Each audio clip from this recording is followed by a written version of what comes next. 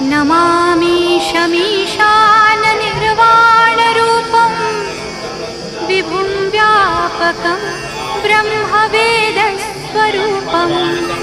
अजं निर्गुणं निर्विकल्पं निरीहं चिदाकाशमाकाशवासं भजेऽहं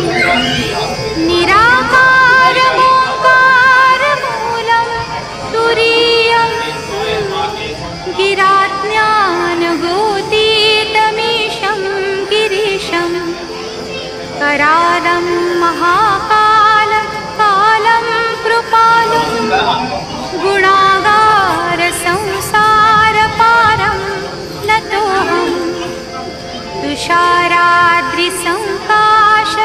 गौरं गभीरं मनोभूतकोटिप्रभा